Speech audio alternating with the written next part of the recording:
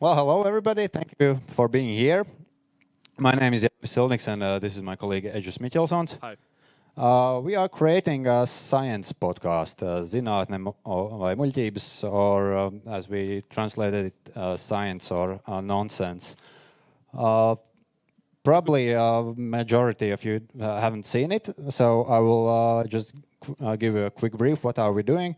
We usually invite overqualified experts and ask them extremely silly questions. And then we just watch what happens. Honestly, some of you in this room or in this conference could be our future guests. And some of you already have been. And either way, during this presentation, our producer, Celine, will be sneaking around the building and trying to convince every single one of you to visit our show. And to give her more time, me and Ejus, we agreed to stretch this presentation to approximately full 2 or 3 hours. Yep. So thank you, and Ejus, take it away. Yeah, as Jans told, our podcast is called Science or Nonsense, and it has really found its main audience in the last 2 years. But actually, we've been doing this for 3 years now. So in the last 2 years, we are sometimes making it to the top of the Spotify charts even. However, during the first year, sometimes it seemed like nobody was listening. So this naturally leads to the question, what changed in the last 2 years? During the first year, we were like an audio-only podcast. We had no video. And we were diligently inviting great experts, great guests, and discussed the same kinds of topics we discuss now.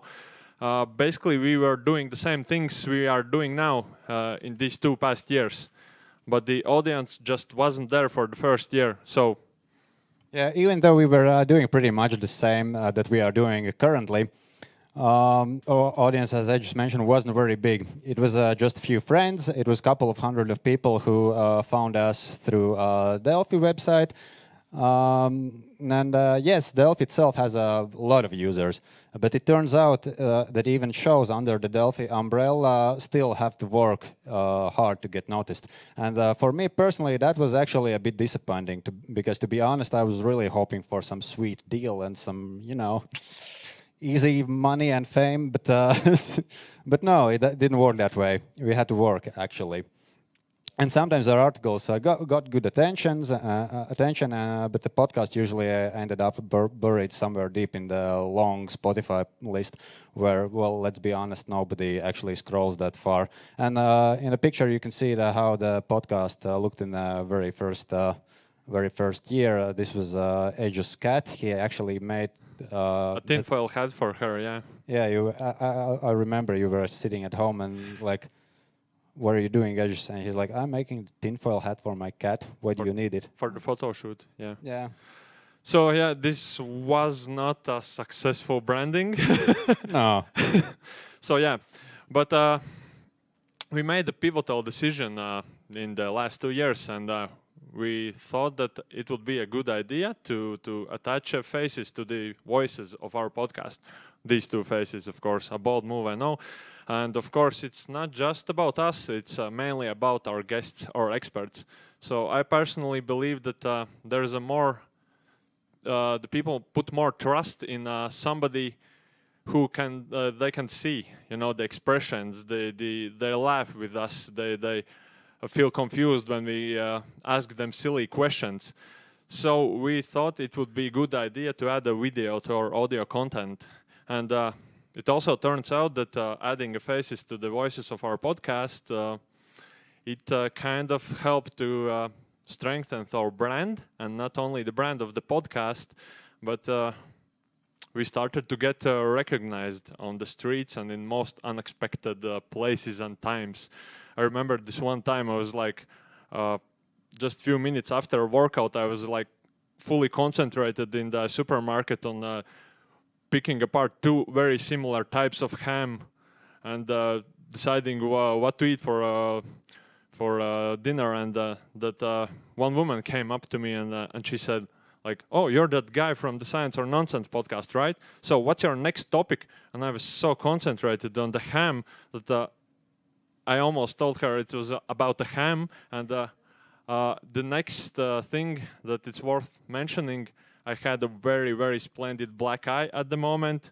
Don't ask why, but it was a really great way to represent our podcast in public. Yeah, I was doing my part on representing the podcast as well. I remember one time at 5 a.m. in a bar, a stranger came up to me and he asked me about the health effects of the forever chemicals.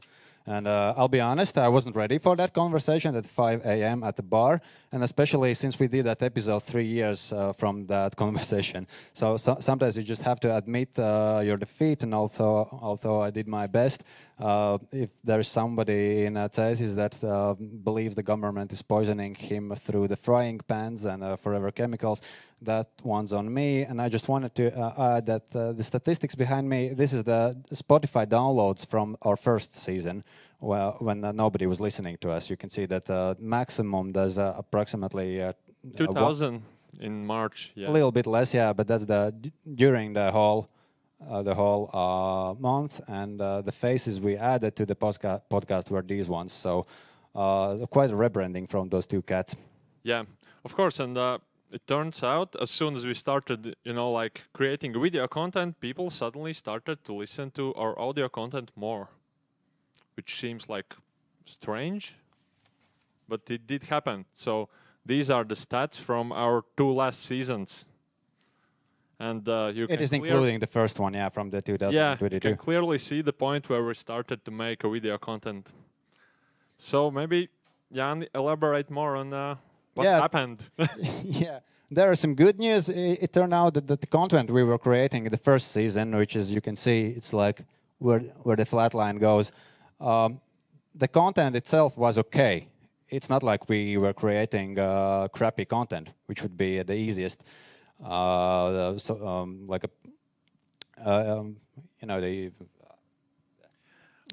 would be really sad if the content was crappy, not the form of our presentation. So this is the more easier part to solve.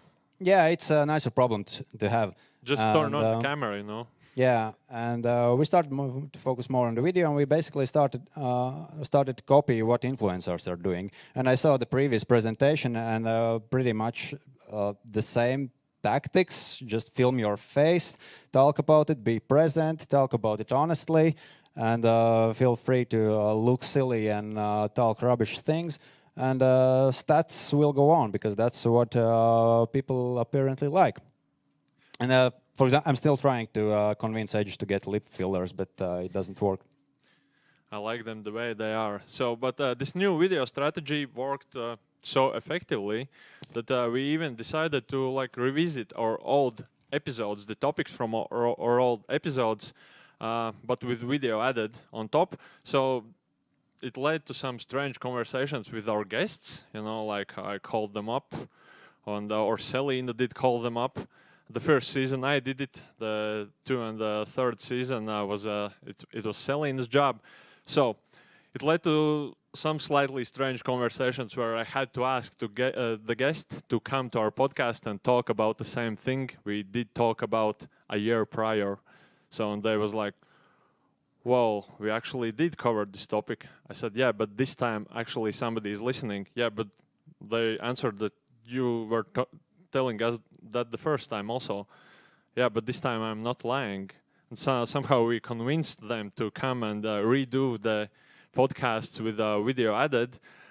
And luckily for us, as I told you, our producer, Celine Laura, is the one who manages the pre-recording conversations with experts. So me and Janis can focus more on enjoying the conversations with the experts, which we really do. Yeah, adding the face part.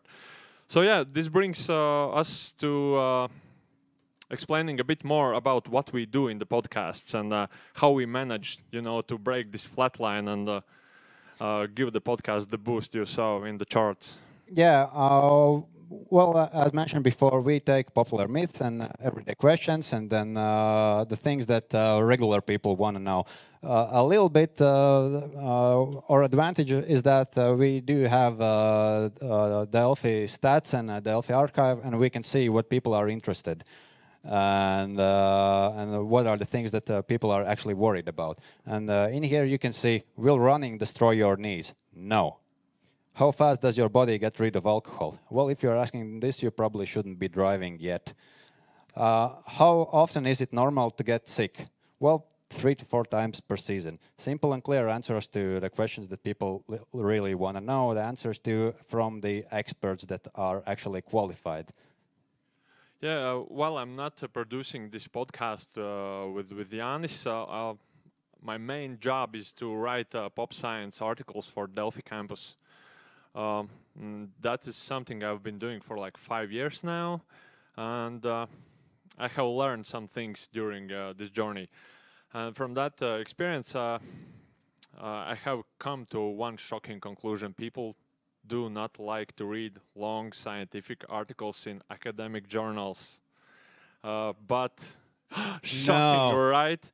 Yeah, but the thing is, people are genuinely interested in like finding out about new discoveries, finding out about what's new in the medicine, space exploration, and so forth.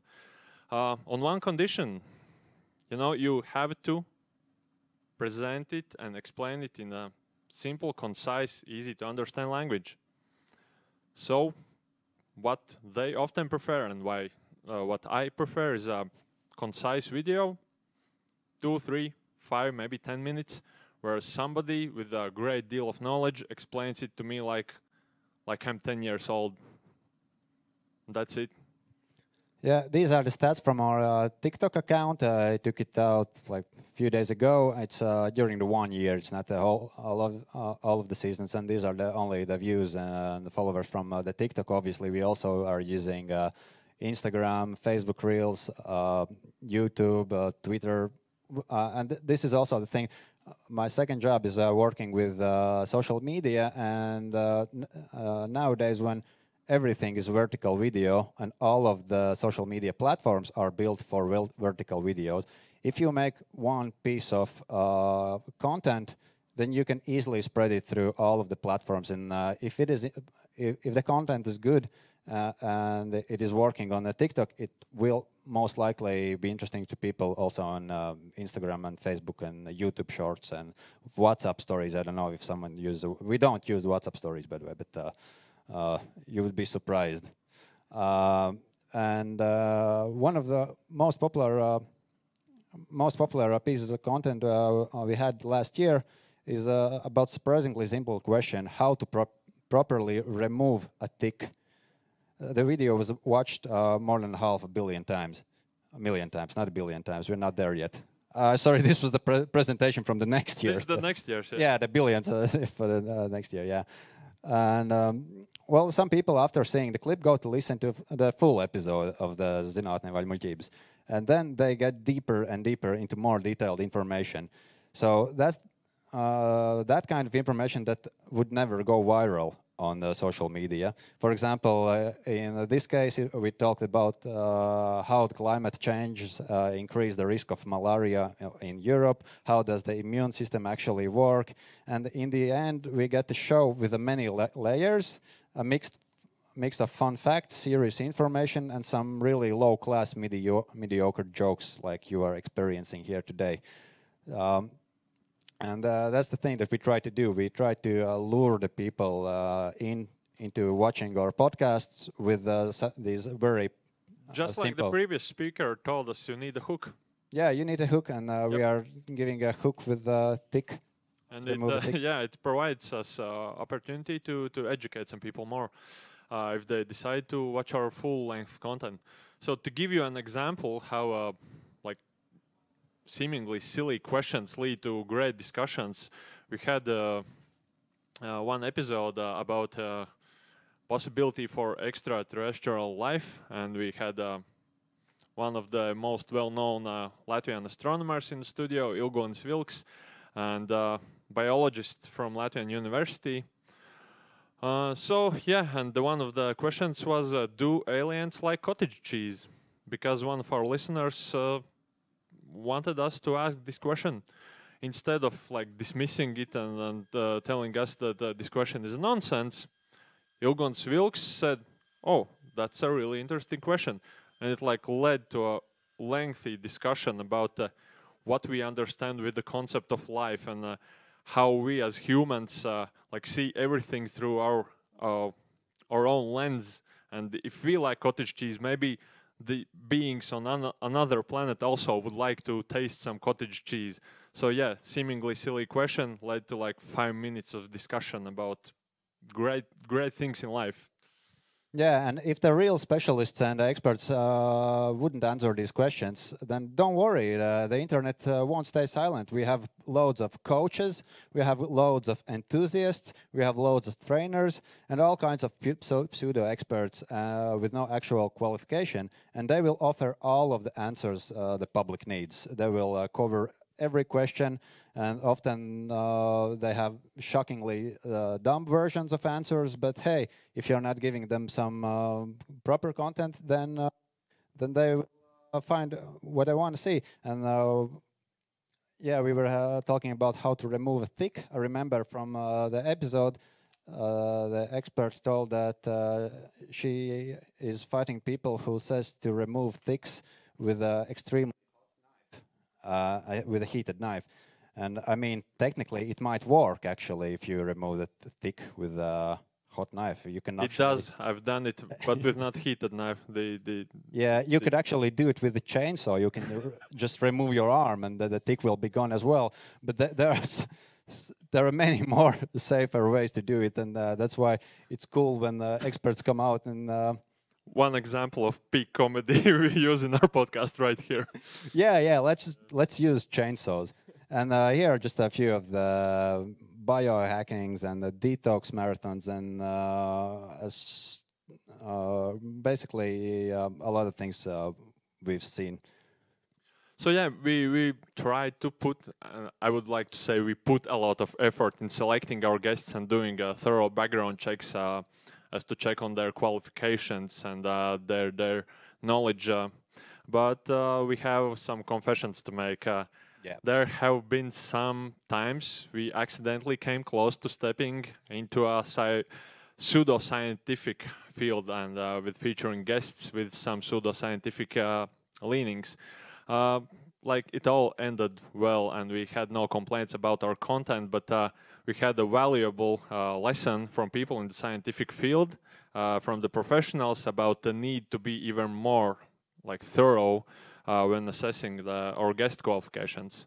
So yeah, it really I think highlights how complicated it can be to navigate the current information landscape, which is really saturated with things like these. Yeah, also, if you work in a larger organization, you might assume that your PR department will handle everything and do the work for you. And well, let's just say our producer, Selina, she has all kinds of experiences with PR teams.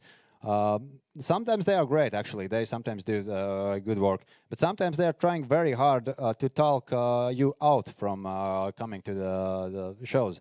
And we heard it all. For example, oh, he's never been on a podcast before, so I don't want this surgeon to go to your show. Or, no, you know, he's not really a talker, so I'm not sure that he should go.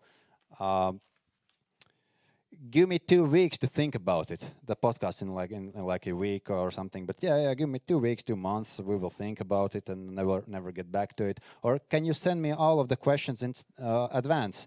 And there are countless reasons why someone can't come on the show.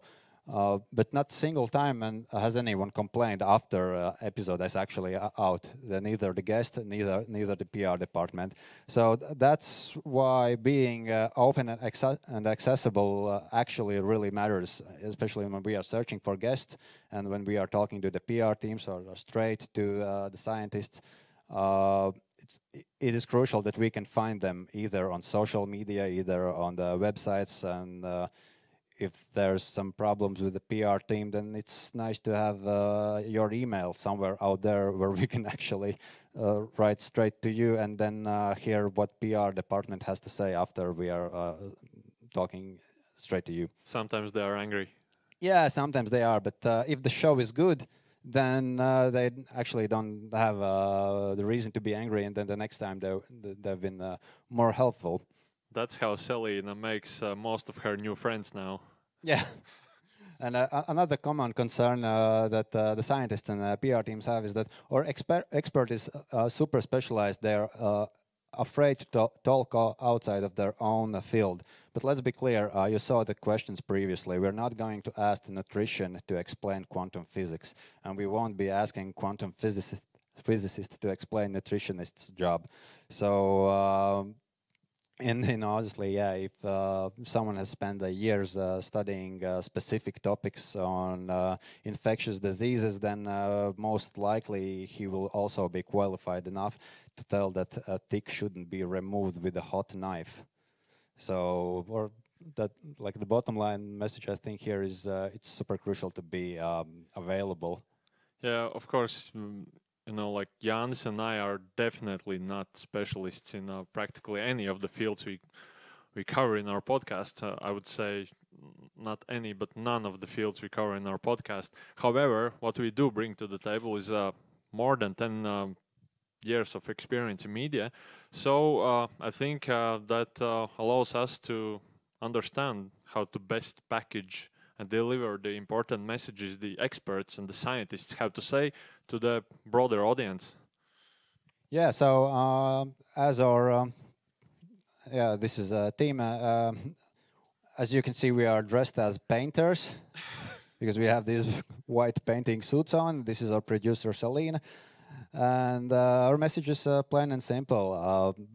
Be available and don't be afraid to come over to the show, whether it's our show or any other, to speak up. And thank you, everybody who spent time here with us. Listen to our podcast. And if you don't speak Latvian, here's a pro tip. Listening to podcast is a great way to learn language. So if you have any, if you have any questions, we still have a couple of minutes so we can answer those. Yeah, by the way, this episode is called CSI Latvia, and we asked the criminal experts on, how to trace DNA and how reliable are the fingerprint readings. Yeah, and all of the listeners sent in the same question. Everybody, how do I hide the body? Hide the body, yeah. Yeah. So we had discussion whether everybody has the same body to hide, or everyone has. Who is the unlucky one who got killed by everybody? Yeah, by everybody. So please questions. Yeah. Nobody. Yeah. There are some questions. Hi. While she's giving the micro, I have a question also. Is it possible to apply, kind of, I don't know, get into contact with you? Yeah, share we are. info? We are available. We have our email addresses are out, our social media accounts are out, and that's actually a very good question because one of the scientists recently sent us an email telling that, hey, here's my topic. I think it would be interesting for your audience as well, and it actually was. And it actually was, and we will record that on June. So good ideas and good experts are welcome. And he even found the other experts as well. So he basically produced the episode for us. So yeah, thank you. Perfect. Yeah, you have a question, please. Yeah, that was kind of my question. Has anyone from the research department reached out to you since you have gained so much views and so on? From time to time, yeah, it's like a few times a month. Yeah, but sometimes there are some people who try to trick us into creating the episode, and that's the funniest. I'll try to not mention a specific brand, but let's say somebody writes us an email, hey, I like your show, you're doing great, and I think, okay, fine, we can add this email here. But no, it continues, and he says that, you know what, I think there could be a really interesting topic about strawberry jams. And by the way, my brother makes them. My brother makes them. And I think he could be really good at talking about strawberry jams. And if you guys want it, I can give you his contact. And thank you. Thank you. From production perspective, I'm interested, for example, if I'm a scientist, I work for a lab or so on, or work on a specific product, and I have this, I don't know, option or marketing budget. How expensive or how cheap is this production side of such a kind of podcast, right? Because it can be in English, it can be international also. You can, I don't know, do it with the Baltic colleagues, right, or in a North Pole of Europe, how expensive is to create a podcast actually, like you are having in these platforms like TikTok, Spotify, and filming it up, and you have also a producer on your team?